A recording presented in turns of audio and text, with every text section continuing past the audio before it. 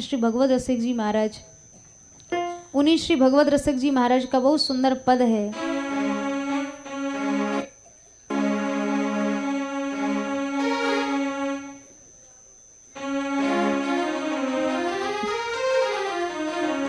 परम पावन करुआ को पानी, परम पावन करुआ को पानी, परम पावन करुआ को पानी, परम पावन करुआ को पानी। जाके पियत हृदय में आवत, जाके पियत हृदय में आवत। ये ब्रजरज की महिमा है।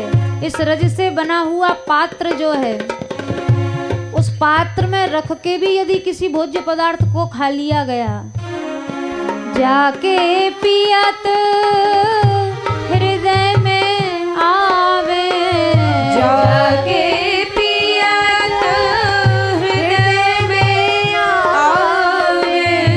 मोहन राधा रानी, मोहन राधा रानी, परम पावन करुआ को पानी, परम पावन करुआ को पानी।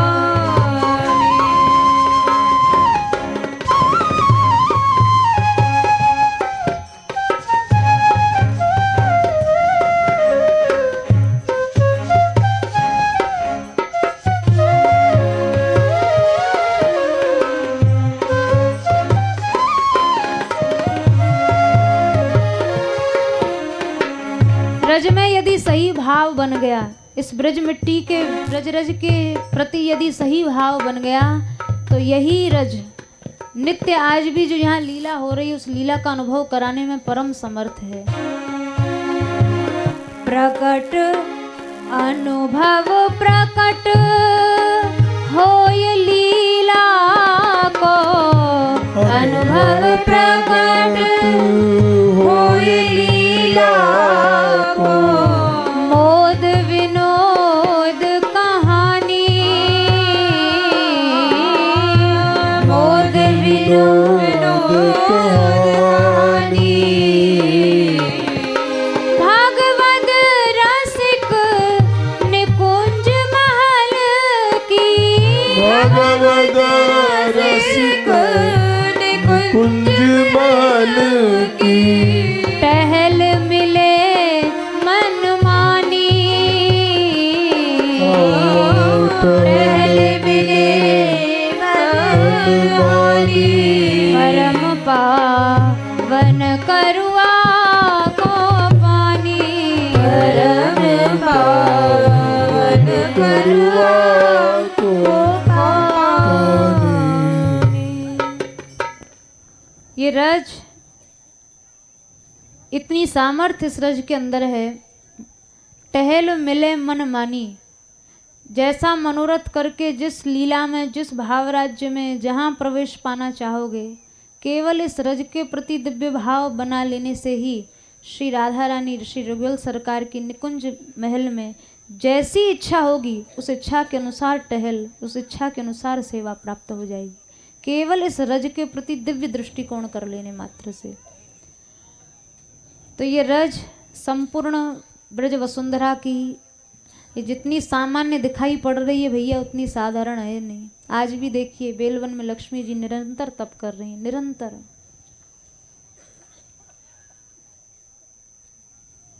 लक्ष्मी जी ये स्थान उनकी तपोभूमि है, शांत रस की उपासिका हैं। वैसे तो साहित्य दर्शन में, साहित्य में 9 रस प्रमुख रूप से माने गए, उन 9 में भी भक्ति के 5 ही रस माने गए, शांत, दास्य, सख्य, वात्सल्य और श्रृंगार। शांत रस की अपेक्षा दास्य में मधुरता ज़्यादा है। दास्य की अपेक्षा सक्ष में मधुरता और अधिक है। सक्ष की अपेक्षा वात्सल्य भाव में माधुर्य और भी अधिक है। और वात्सल्य की भी अपेक्षा जो श्रृंगार रस है उसको रस सम्राट कहा गया है। सबसे अधिक सर्वाधिक जो माधुर्य रस है वो श्रृंगार रस के अंदर है। लक्ष्मी जी शांत भाव की उपासिका हैं। श्रृंगार रस का माधुर्य अभी लक्ष्मी जी के लिए बहुत दूर है। उसके पहले तो दास्य रस, फिर वात्सल्य, फिर सक्ष, और सक्ष के बाद कहीं जाकर श्रृंगार रस का माधुर्य है। उस श्रृंगार रस का माधुर्य, श्रृंगार रस का माधुर्य यानी महारास, महारास में श्रृंगार रस का माधुर्य प्रकट हुआ। उस रस को पाने के लिए निरंतर शांत भाव से यहाँ निरंतर तपस्या कर रही हैं, शांत भाव से तप कर रही हैं। तो वे लक्ष्मी जी, वैसे लक्ष्मी जी के बहुत से स्वरूप हैं। लक्ष्मी जी की कैसे उत्पत्ति हुई, इनके प्राकट्य की क्या कथा है, ब्रह्मवैवर्त पुराण में इसका उल्लेख मिलता है। नारद जी को भगवान नारायण ने कथानक सुनाया।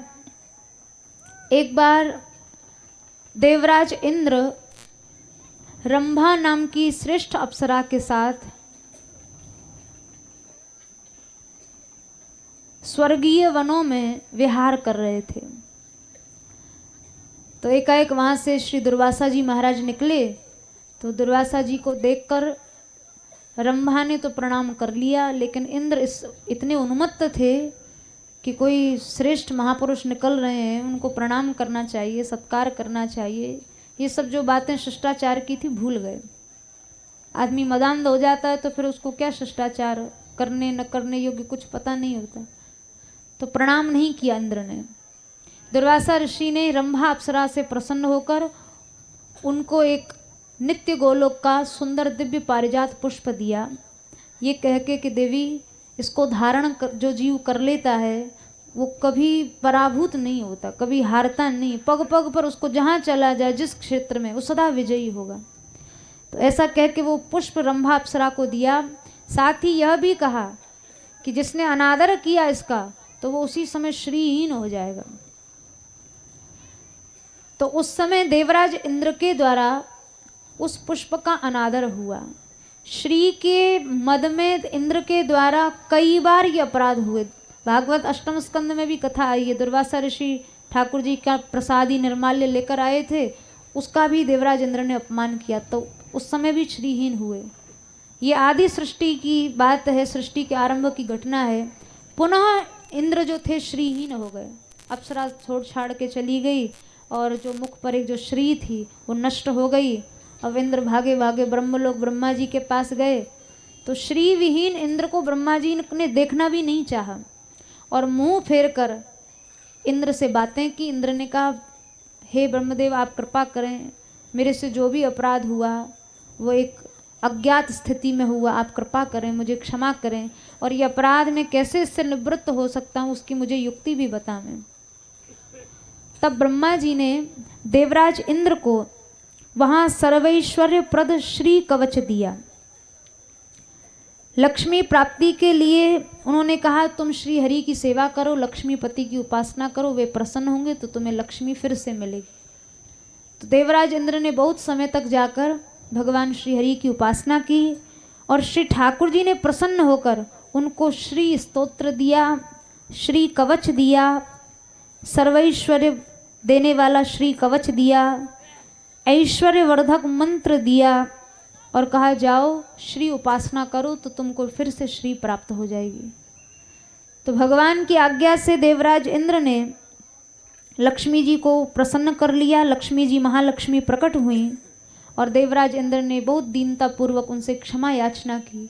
तब महालक्ष्मी ने कहा, देवराज तुम श्री के मद में इतने अंधे हो गए, शिष्टाचार भी भूल गए। तुम जानते नहीं हो मेरे बहुत से स्वरूप हैं। एक स्वरूप ऐसा भी है जो तुम्हें भगवत प्राप्ति करा सकता है और एक स्वरूप ऐसा भी है जो सर्वनाश भी कर सकता है। तुमने मेरा सदुपयोग नहीं किया, तुम मेरी महिमा को नहीं जान पाए और तुम्हारे द्वारा मेरे मद से वैष्णव अपराध हुआ, प्रचंड वैष्णव। अरे शंकर जी तो वैष्णवानाम यथा शंभु, वैष्णवों में अग्रगण्य है, और उन शंकर जी के अंशावतार हैं दुर्वासा जी, यानी साक्षात शंकर जी हैं। उनका अपराध तुमने मेरे मद के कारण किया, यानी मेरा दुरुपयोग तुमने किया, मेरा गलत आश्रय तुमने लिया, तो क्या करें अब।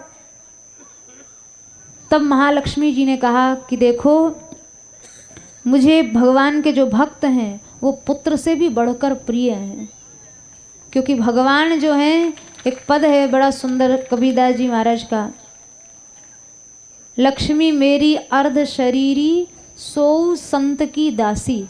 भले ही लक्ष्मी जी अर्धांगिनी हैं भगवान नारायण की, लेकिन वैष्णवों की तो वे भी परिचारिका हैं, उनकी दासी हैं, उनकी सेविका हैं। तो ऐसा भाव जो भगवान और जो लक्ष्मी जी भगवान अपने भक्तों के प्रति रखते हैं, वो वैष्णव अपराध को कैसे सह सकते थे। तब महालक्ष्मी जी ने कहा कि साक्षात भगवान नारायण भी ब्रह्म शाप और वैष्णव शाप को नष्ट नहीं कर सकते हैं, तो कौन नष्ट करेगा मेरे अपराध को। इंद्र रोने लगे। तो महालक्ष्मी जी ने कहा, जिन संतों का तुमने अपराध किया है, उस सामर्थ्य के, उस कोटि के महापुरुष कोई यहाँ आकर तुम्हें क्षमा कर दें तो तुम क्षम्य हो, अन्यथा ये अपराध न मैं नष्ट कर सकती हूँ, न भगवान नारायण नष्ट कर पाएंगे। तो अब तो इंद्र बहुत दीनतापूर्वक खूब रोने लगे, अनुनय विनय करने लगे। मन ही मन उन्होंने दुर्वासा जी से क्षमा याचना की, सृष्टि के सभी संतों को प्रणाम किया।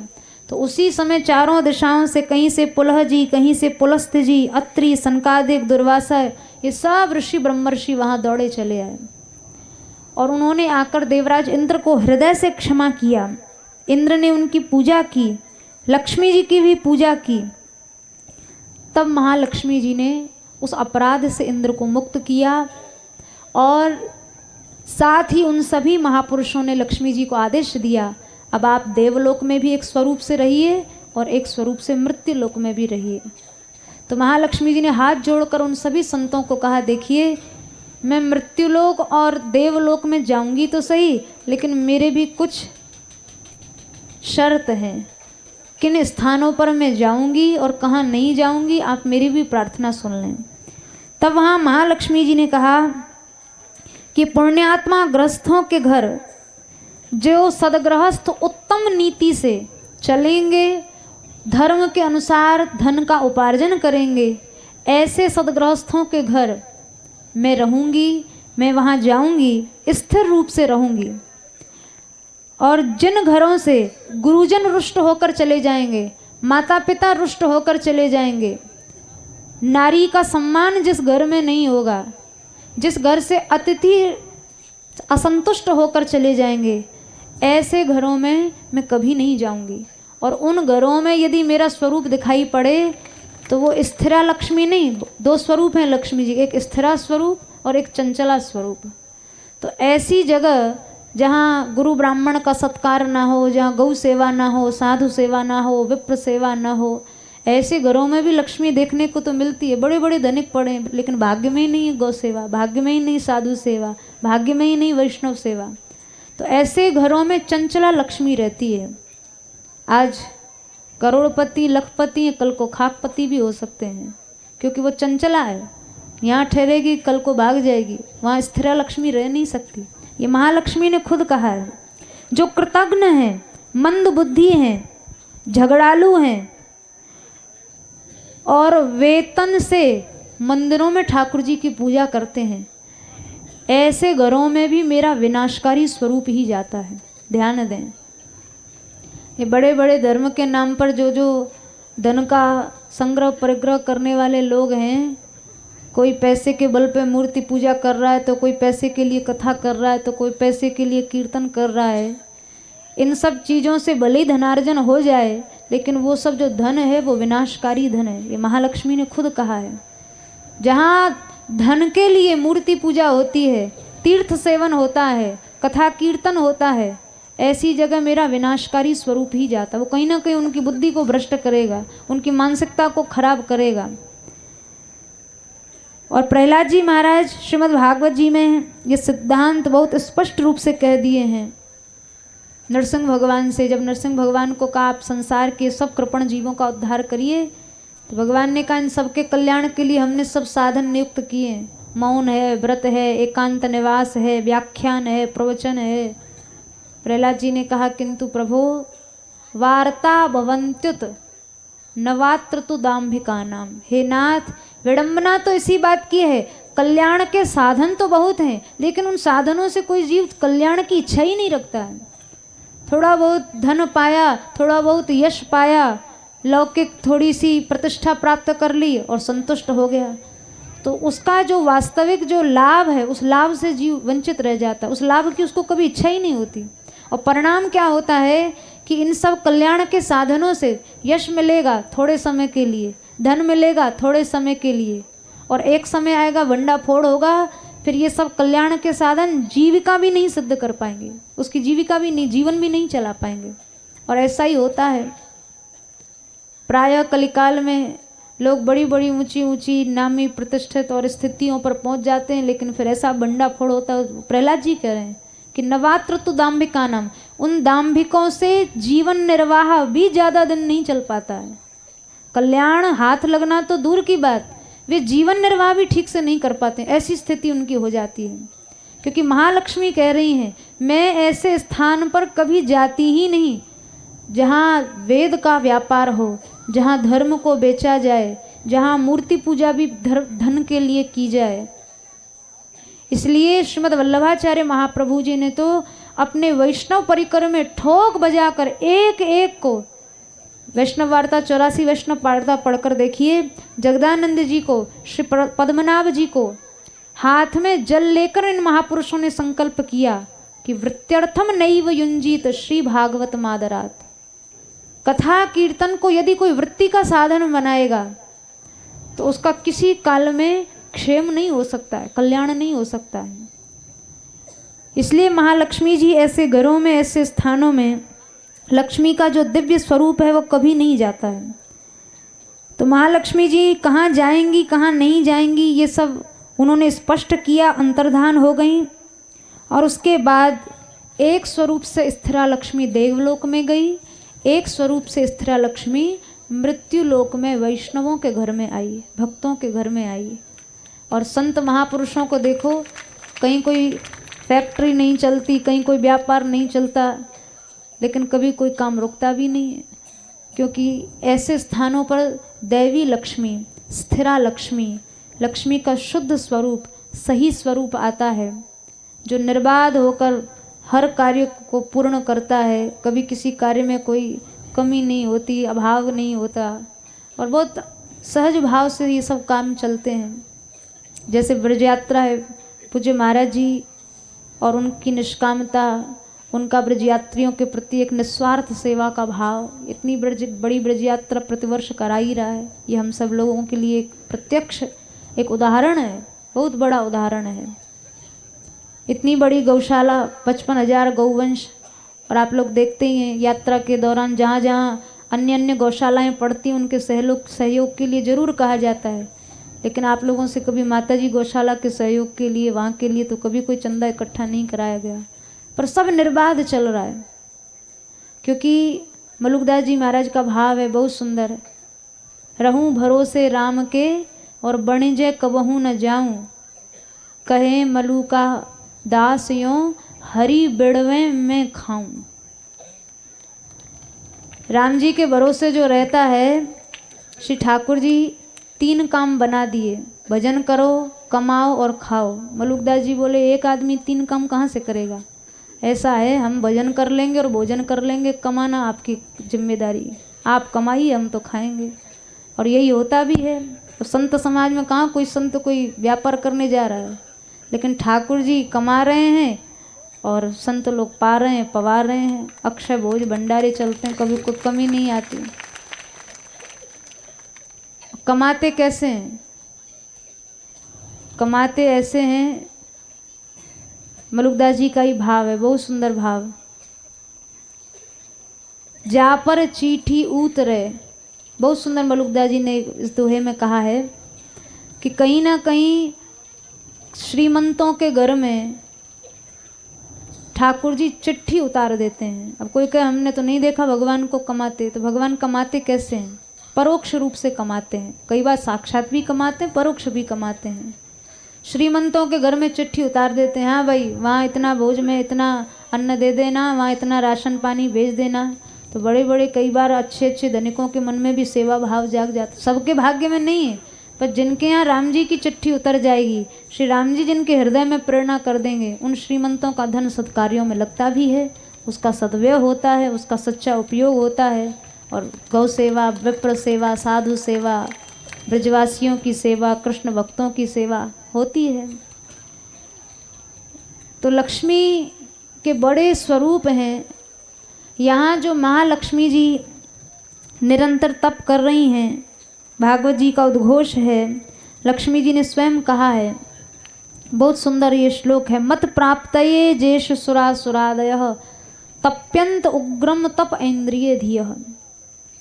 लक्ष्मी जी का भाव है, हे नाथ, बड़े बड़े देवता और बड़े बड़े असुर भी मेरी प्राप्ति के लिए तपस्या करते हैं, महालक्ष्मी को पाने के लिए, लेकिन मैं न देवताओं के पास जाती हूँ न असुरों के पास जाती हूँ। ऋते भवत्पाद परायणान्न माम विन्दन्त्यहं त्वद्हृदया यतोजित। हे अजित भगवान, आपके चरण कमलों का दृढ़ आश्रय जिन भक्तों ने ले रखा है, मैं उनके न चाहने पर भी उनके पीछे पीछे घूमती हूँ। बाकी देवता चाहते रहें, असुर चाहते रहें, मैं किसी के पास नहीं जानती। जो शुद्ध विशुद्धा लक्ष्मी है, महालक्ष्मी है, वो भक्तों के पीछे पीछे घूमती है। इसलिए भक्तों के जैसा वैभव संसार में किसी धनिक का भी नहीं हो सकता है, ऐसा वैभव। तो महालक्ष्मी इस स्थान में भजन कर रही हैं, क्योंकि जो स्थिरा लक्ष्मी थी वो मृत्यु लोक में भी आई हैं, और मृत्यु लोक में यहाँ ब्रजवासियों की चरण रज के लिए महालक्ष्मी भी इस चरण रज की याचिका बन गई, एक भिक्षुका बन गई। और यहाँ आकर लक्ष्मी जी ने बहुत समय से तप आरंभ किया, आज तक तप कर रही हैं।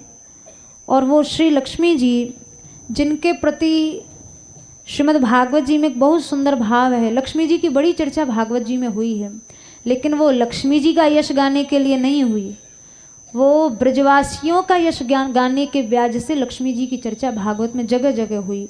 चाहे वो प्रणय गीत है, चाहे वो गोपी गीत है, चाहे वो भ्रमर गीत है, वेणु गीत है, प्राय गोपियों के सभी भावों में लक्ष्मी जी की चर्चा है। अच्छा, गोपियों का जो लक्ष्मी जी के प्रति भाव है ना, वो भाव है सापत्न्य भाव, जिसको आम बोलचाल की भाषा में सौतिया भाव भी कहा जाता है। लेकिन ये लक्ष्मी जी का सौभाग्य है कि गोपियों ने चाहे किसी तरह कोई संबंध उनसे किया तो सही, सापत्न्य भाव ही सही। पर ध्यान रखें, जो संसार में सापत्न्य भाव होता है वो द्वेष जन्य होता है, वो द्वेष के कारण होता है। लेकिन ये लक्ष्मी जी के साथ जो गोपियों का सापत्न्य भाव है, ये एक महाभाव का अंग है। प्रेम के जो 9 भाव हैं, उनमें महाभाव, एक प्रेम के पूर्व महाभाव की स्थिति होती है, जिसमें प्रेमी की अपने प्रेमास्पद के वस्तु पदार्थों के प्रति सापत्न्य भाव हो जाता है। जैसे गोपियों का वंशी से सापत्न्य भाव हो गया, सारा का सारा वेणु गीत जो है वो सापत्न्य भाव पर ही है। गोपियाँ वंशी को गाली दे रही हैं, देखो यद अवशिष्ट रसम, थोड़ा सा ही बचाया अधरामृत, सारा अधरामृत पी जाती है, दिन देखती है न रात देखती है, जब चाहे तब बजने लगती है, जब चाहे तब कृष्ण अधर सुधा पीने लगती है। ये क्या है? सापत्न्य भाव है। कभी गोपियों को कृष्ण की वनमाला से सापत्न्य भाव, अरे दिन भर कृष्ण के वक्षस्थल से लिपटी रहती है, अरे ये स्थान तो हमारा स्थान है, इसको कहाँ से ये सौभाग्य मिल गया। कभी गोपियों को लक्ष्मी जी से सापत्न्य भाव हो जाता है। तो लक्ष्मी जी से जो गोपियों को सापत्न्य भाव होता है, ये सापत्न्य भाव बहुत सुंदर ढंग से भ्रमर गीत में वर्णन हुआ है इसका। सकृद अधर सुधाम स्वाम मोहिनीम पाययित्वा सुमनस इव सद्यस्त्यजस्मान भवाद्रिक। ये घटना उस समय की जब उद्धव जी आए हैं गोपियों के पास, श्री राधा रानी के पास, तो श्री राधा रानी मान में बैठी हुई हैं, सखी परिकर चारों ओर बैठा हुआ है। तो एक काला काला भ्रमर जो था वो उन सखियों के, श्री राधा रानी के चरणों के आसपास मंडराने लगा। तो वो सखियां उस भ्रमर को बार बार उसकी भर्त्सना करने लगी। ए दूर हट, सकृत अधर सुधाम, तू जानता है किस कपटी की चर्चा हमारे सामने कर रहा है। जैसे एक निर्दोष कली होती है और भौरा गुंजार कर कर के बेचारे को मना लेता है, कली अपना सब कुछ न्यौछावर कर देती है, और वो कपटी भ्रमर एक बार उसका रस पीने के बाद मुड़ के भी नहीं देखता उसकी ओर। ऐसे ही श्री कृष्ण ने एक बार हमको अधरामृत पिलाया, उसके बाद तो ऐसे भागे कि कभी मुंह घुमाकर कभी हमारा कुशल मंगल भी नहीं लिया, और आज तुझे मनाने के लिए भेज दिया, दौड़ जाए यहाँ से, हमारे पैर छूने की जरूरत नहीं है। सुमनस इव सद्यस्त्यजेस्मान बवाद्रिक, जैसे फूल सूंघकर भौरा छोड़ देता है, ऐसे ही श्री कृष्ण ने हमारा रस लेकर हमें छोड़ दिया। गोपियां कह रही हैं। तब तक एक गोपी बोली, परिचरति कथम तत्पाद पद्मम ही पद्मा। अरे मुझे तो एक बात समझ में नहीं आती, ये लक्ष्मी भी इस कृष्ण की सेवा कैसे करती होगी, कैसे 24 घंटे चरण दबाती होगी। ये इतना छली है, कपटी है, धूर्त है, पता नहीं क्या क्या ठाकुर जी को कह दिया।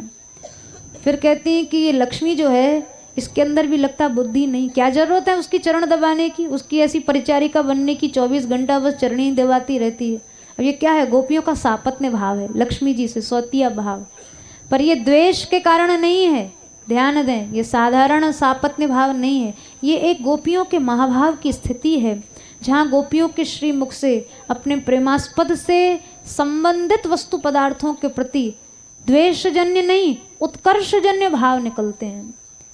अब देखो, लक्ष्मी जी से उनको एक तरह से कटु वचन भी कह रही हैं। तब तक दूसरी गोपी बोली, अपिबत हृत चेता उत्तम श्लोक जलपई। लक्ष्मी को काय को गाली दे रही है, गाली देनी हो तो उस धूर्त को दे, काले धूर्त को। क्यों?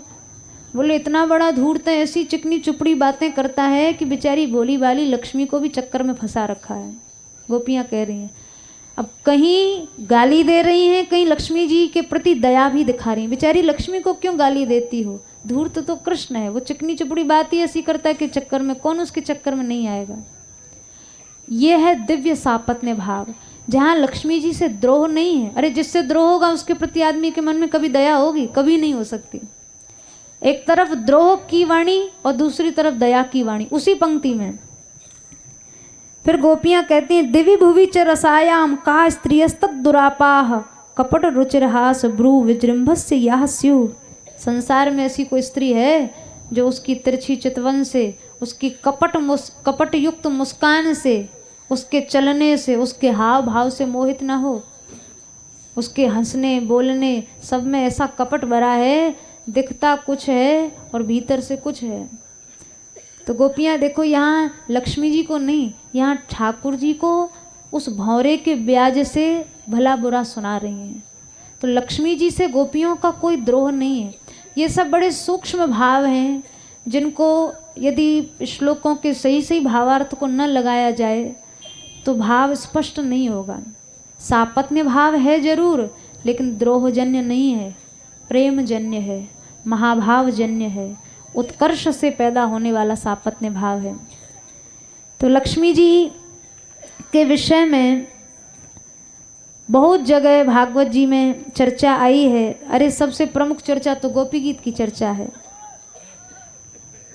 जिस समय वन वनांतर में गोपियों ने ढूंढा है श्री कृष्ण को और यमुना किनारे आई हैं यहीं इसी भूमि में, तो यमुना के इस तटवर्ती क्षेत्र पर आकर गोपियों ने जो गोपी गीत, जिसको श्रीमद् भागवत का मुख्य प्राण, श्री कृष्ण के 5 प्राणों में मुख्य प्राण के रूप में स्वीकार किया गया, और उसमें पहले ही श्लोक में गोपियों ने महालक्ष्मी जी का स्मरण किया है।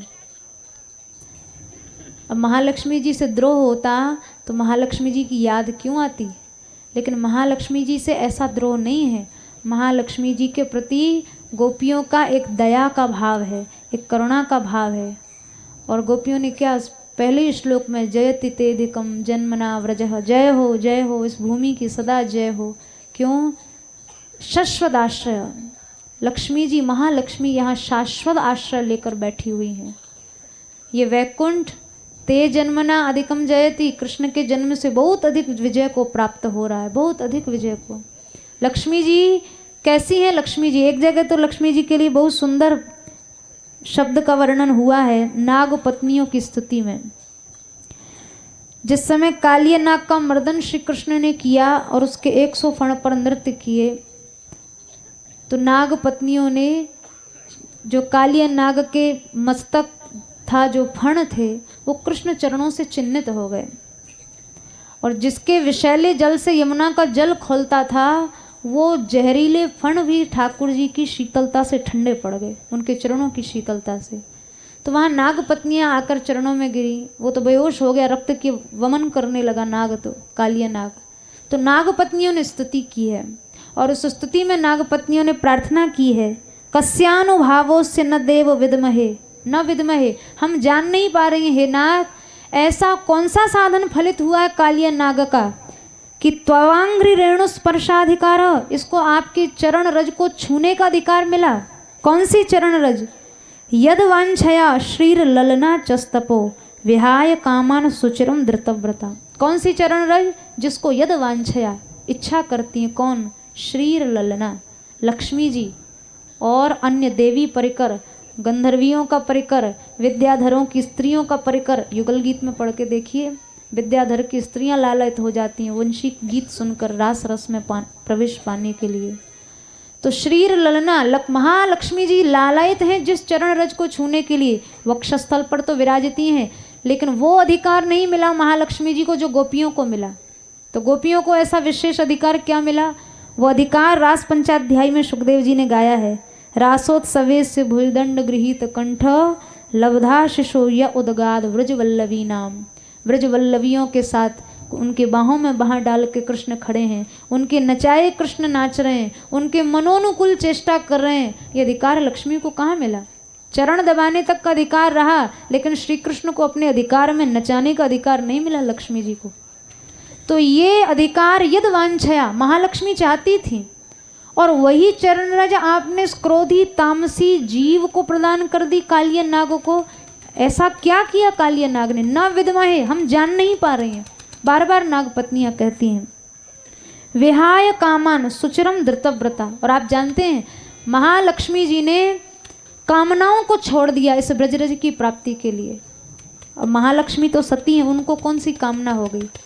एक सती स्त्री को, जो उत्तम श्रेणी की सती है, उसको अपने पति के अलावा कुछ नहीं चाहिए। तो महालक्ष्मी जी ने भगवान नारायण को भी छोड़ दिया महारस की प्राप्ति के लिए, महारस की रस की प्राप्ति के लिए। विहाय कामन, कामनाएं छोड़ दी महालक्ष्मी जी ने। और शश्वत आश्रया, इसी ब्रज की मिट्टी का आश्रय लिया, इसी भूमि का आश्रय लिया जहाँ हम लोग बैठे हुए हैं। तो भगवान नारायण को भी जिन्होंने छोड़ दिया, बताइए ये भूमि कितनी दिव्य भूमि है, और कितना सौभाग्य उन लोगों का जो इस भूमि में, इस रज में, और इतने सहज भाव में जो उपलब्ध हुई है, सब लोग बैठे हुए हैं। बड़े सुंदर सुंदर इन सब लीलाओं के ऊपर महापुरुषों के पद हैं। संपूर्ण प्रणय गीत में तो कितनी जगह गोपियों ने कहा है, यरियम बुजाक्ष तव पाद तलम रमाया दत्तक्षणम क्वचिदरण्य जनप्रियस्य। हे नाथ, तुम्हारे चरण अब लक्ष्मी को नहीं मिलते, क्योंकि ये चरण अरण्य जनों के प्रिय हो गए हैं। अरण्य जन माने जो वन में रहते हैं, वन शैल निवासी यानी ब्रजवासी। अब ब्रजवासियों ने ऐसा पकड़ लिया इन चरणों को कि ठाकुर जी को मौका ही नहीं मिलता कि जाके लक्ष्मी जी से चरण दबवाएं। अब तो चरण भी दबाने तो यहीं रक्तक पत्रक सुबल श्रीदामा, यहीं सब चरण दबाएंगे, यहीं सब सेवा करेंगे। और ऐसे सेवा नहीं, दाऊ भैया तो डांट के भी सेवा करते हैं। भागवत जी में बड़े सुंदर सुंदर श्लोक हैं। सेवा धर्म के लिए दाऊ जी द्वापरांत में बड़े भैया बन के आए। अब त्रेता युग में तो छोटे भैया बन गए, वहाँ बड़े भैया होते तो लीला का क्रम ही पता नहीं क्या होता। सीता जी का परित्याग कर सकते थे राम जी अगर लक्ष्मण बड़े भैया होते। सेतु निर्माण की आवश्यकता पड़ नहीं सकती थी, समुद्र पर सेतु ने ऐसे ही समुद्र रास्ता छोड़ देता। परशुराम जी इतना बोल नहीं सकते थे अगर लक्ष्मण जी उस समय बड़े भैया होते तो। लेकिन सेवा धर्म में न्यूनता दिखाई पड़ी तो द्वापरांत में बड़े भाई बनकर आए, वही लक्ष्मण जी शेषावतार दाऊ जी के रूप में। और यहाँ तो दाऊ जी के रूप में अरे कन्हैया सोवे कि ना सोवे अभी देखूं तो। और दोनों हाथ पकड़ के श्रीदामा गोप के जांग प्रदेश पे लाला को सुला देते हैं, और फिर खूब अपने हाथों से ठाकुर जी के चरण दबाते हैं। तो ऐसी ये ब्रज की लीला अब लक्ष्मी जी को कहाँ मौका मिलेगा चरण दबाने का। दाऊ जी चरण छोड़ें, सुबल श्रीदामा चरण छोड़ें, ये सखी सहचरियाँ श्रृंगार रस में चरण छोड़ें तो लक्ष्मी जी के पास जाने का मौका मिले। पर लक्ष्मी जी को ये मौका ही हाथ से चला गया। कितने दिन के लिए गया? बोले शाश्वत, सदा सदा के लिए ही चला गया। अब फिर लक्ष्मी जी ने सोचा हमें ही क्या करेंगी यहाँ वैकुंठ में।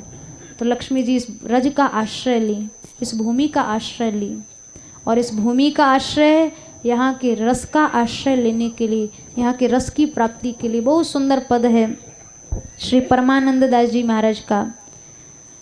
मुरली धुनि वैकुंठ गई, नारायण कमला सुनि मोहे अतिरुचि हृदय भई। जब रास रस की वंशी बजी, सप्त आवरणों का भेदन करते हुए, सप्त लोकों को पार करते हुए जब वैकुंठ में ध्वनि गई, विरजा नदी पार करके नित्य भगवत धामों में, तो लक्ष्मी जी मोहित हो गई। ध्वनि कहाँ से आ रही है? तो भगवान नारायण कहते हैं, सुनहु प्रिया यह वाणी अद्भुत, वृंदावन हरि देखो, धन्य धन्य श्रीपति मुख कही कही जीवन ब्रज को लेख्यो। ये बहुत अद्भुत वाणी है। इस वाणी का विस्तार, रास विलास करत नंद नंदन, सो हमते अति दूर, और धनी ब्रज धाम धन्य ब्रज धरणी, उड़ लागे जो धूर। धन्य है यहाँ की रज। यदि उड़कर कोई रज कणिका शरीर से छू जाए तो वो जीव धन्य, वो जन्म धन्य, क्योंकि लक्ष्मी जी को भी प्रवेश यहाँ है। सो हमते अति दूर, भगवान नारायण कह रहे हैं ये सब हमसे बहुत दूर है।